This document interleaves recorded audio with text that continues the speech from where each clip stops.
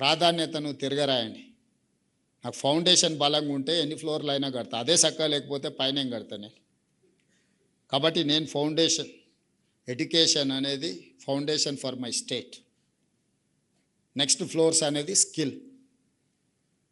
These two are two eyes for మీ.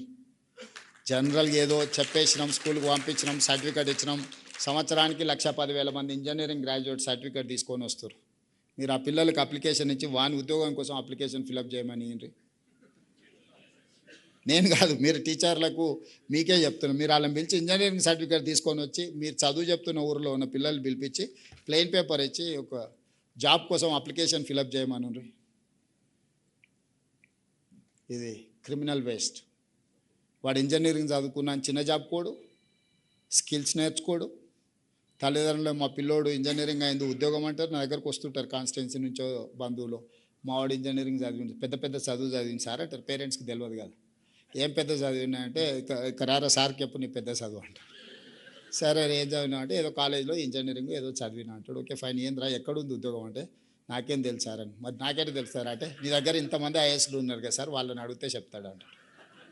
అంటే వాడికి ఉద్యోగం ఎక్కడ దొరుకుద్దో, నేను ఎవరికి చెప్తే ఉద్యోగం వస్తుందో కూడా వాడు తీసుకొని రాడు. అన్నీ నువ్వే చూసుకొని నాకు ఉద్యోగం ఈసారి అంటాడు. ఇది సాధ్యమా? అంటే నేను అనేది ఆ పిల్లల్ని తప్పు పట్టడం లేదు, వాళ్ళని మనం తయారు చేయలేకపోతున్నాం. నేర్పితే ఎందుకు నేర్చుకోడు? అందుకే ఈరోజు గవర్నమెంట్ ఇంజనీరింగ్ కాలేజ్లో 24,000 మంది స్టూడెంట్స్ ఉన్నారు. 19 ఇంజనీరింగ్ కాలేజ్లో, 22 ఇంజనీరింగ్ కాలేజ్లో ఉన్నట్టున్నాయి. 24,000 స్టూడెంట్స్ ఉన్నారు.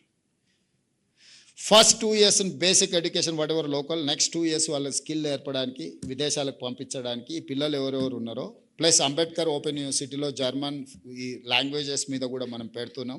క్లియర్గా ఆ పిల్లలకి లాంగ్వేజ్ నేర్పి వాళ్ళకు ఇంజనీరింగ్ కాలేజ్ గవర్నమెంట్లో చదువుకుంటే ఉద్యోగం వస్తుందనే నమ్మకం, సొంతంగా ఉపాధి చేసుకోగలుగుతాం అనే నమ్మకం కలిగించేటట్ల ఇంజనీరింగ్ కాలేజీలను కూడా మనం ప్రక్షాళన చేయాలి.